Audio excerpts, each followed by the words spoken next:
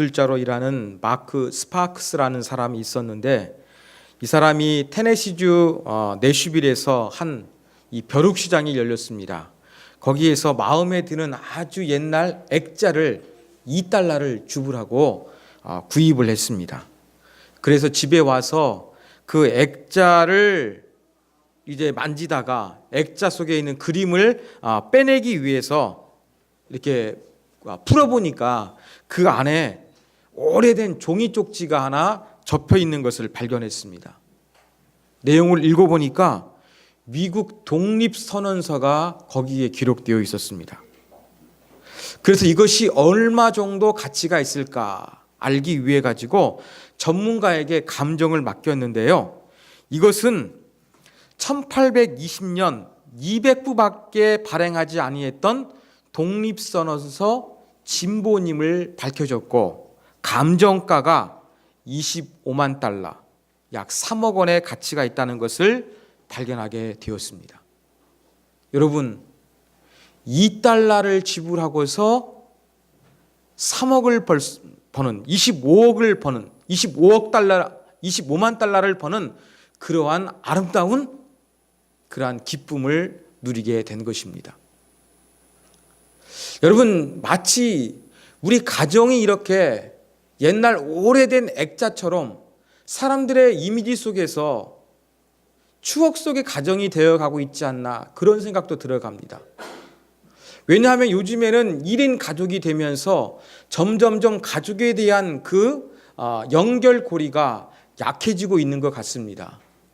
우리 어렸을 때에 한 이불을 덮고서 아버지, 어머니, 온 식구가 함께 잤던 이야기, 또 제가 부목사로 사역했을 당시에는 시골에서 가난하게 이 서울에 올라왔는데 어떻게 잤느냐, 심지어 시동생까지 같은 이불을 덮고 잤던 그 어려운 시기도 있었습니다. 이게 바로 가족이었어요.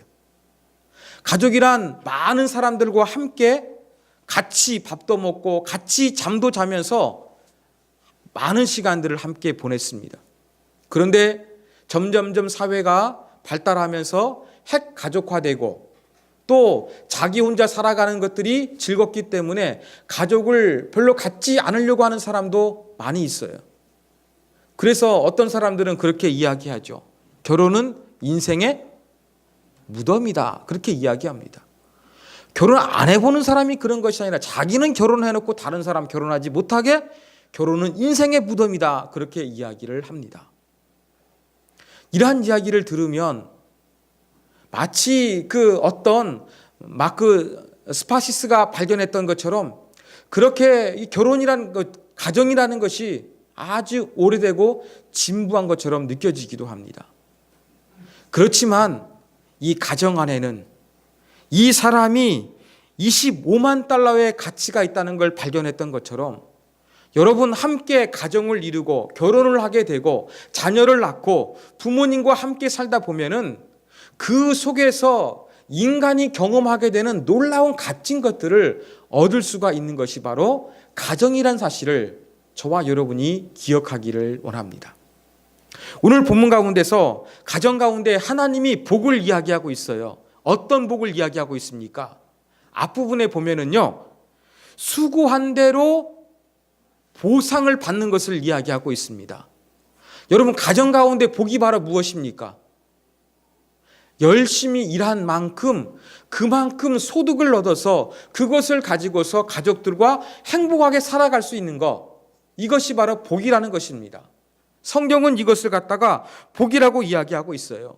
여러분, 하나님을 믿어도 내가 일하지 않고 갑자기 하나님이 복을 주셔서 직장 생활하지 않도록, 내가 열심히 땀 흘리지 않아도 그냥 잘 먹고 잘 살 수 있도록 하는 것이 하나님 만드신 가정이 아니에요. 하나님 복 주시는 가정은 어떠하느냐? 내가 수고한 만큼 그 소득을 얻어서 그것을 통해서 가족들과 행복하게 살아갈 수 있는 것, 이것이 바로 복이라는 것을 이야기를 하고 있습니다. 그 다음에 두 번째로 가정에서 이야기하고 있는 복은 바로 무엇이냐? 우리 강도사님 말씀하셨던 것처럼 가족 구성원의 복이에요. 아내는 포도나무에 비유하고 있습니다. 자녀는 어린 올리브 나무에 비유를 하고 있습니다. 여러분, 이 포도나무와 올리브 나무는 이 팔레스틴 지역에서 정말로 중요한 나무였고 이스라엘 백성들이 좋아했던 그러한 나무이기도 했습니다. 여러분, 가지가 쫙쫙 뻗어 있는 포도나무는요, 관상용으로도 아주 좋았습니다. 그리고 거기는 물이 안 좋은 나라이기 때문에 이 일상의 음료가 물이 부족했거든요. 그래서 이러한 음료수를 대체할 수 있는 포도주를 만들 수 있는 것, 이 포도나무가 정말로 중요했습니다. 바로 이러한 어머니와 같다는 이야기라는 것입니다. 그리고 자녀는 어린 감람나무에 비유하고 있습니다. 여러분, 이 감람나무는 상당히 여러 가지 모양으로서 유용한 나무입니다. 감람나무는요, 제가 설명 다 안 드리겠습니다. 이것저것 쓸 수 있는 그러한 기름뿐만 아니라 여러 가지 면에서 약용으로도 쓸 수 있는 그러한 나무였어요. 바로 어린아이는 이렇게 장차 자라게 되면 여러 가지 면에서 유용할 수 있는 감람나무와 같은 귀한 자산임을 성경이 이야기를 하고 있다는 것입니다. 이게 바로 성경에서 말하고 있는 복된 가정의 모습이에요.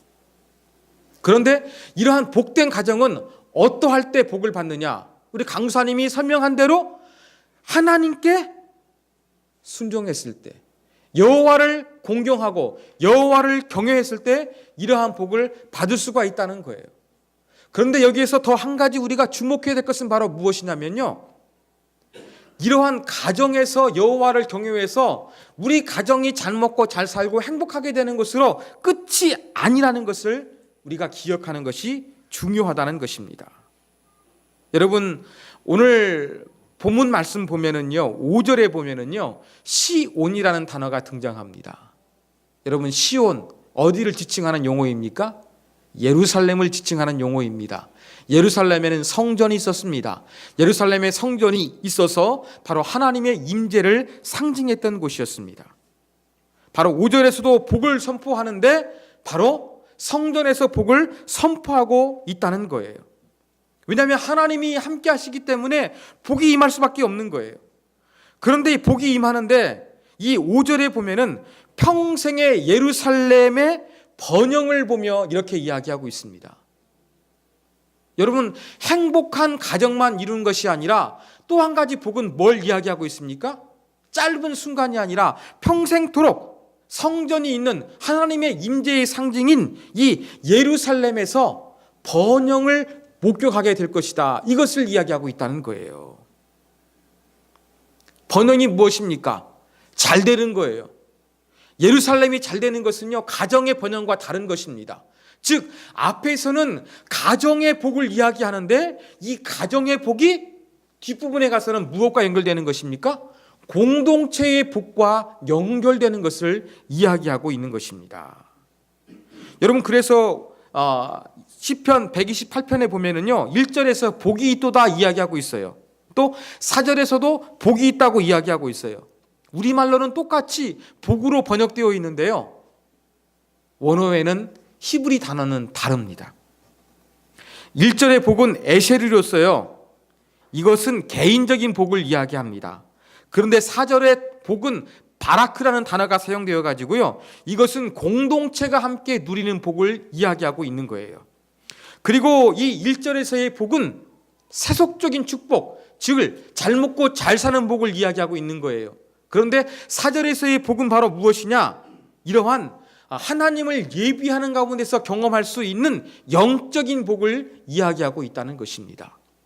즉, 성경은 복된 가정은 어디까지 가야 진정한 복된 가정이냐? 내 가정이 열심히 수고해서 경제적으로 부족함이 없이 잘 먹고 잘 사는 것, 아내나 남편이나 우리 부모님들이나 자녀들이나 잘 되는 것, 이것으로 끝나지 않는다는 거예요.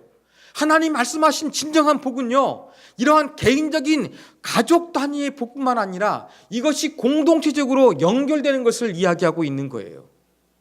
평생에 예루살렘에 평안이 임하게 되는 복, 내 가정이 행복한데 이것만이 전부가 아니라 가정이 모두 행복해져서 그 하나님을 믿는 모든 전체 공동체가 행복에 젖는 이러한 복을 이야기하고 있다는 것입니다. 그래서 여러분, 우리가 정말로 복된 가정을 추구할 때에는 여러분, 가족 단위의 복만 받는 것을 지칭하는 것이 아니라 내 가족이 복을 받을 뿐만 아니라 다른 가족도 다 복을 받아가지고 우리 공동체 모두가 행복하게 되는 것, 이것을 성경은 이야기하고 있습니다. 그리고 이러한 복이 언제 임하느냐?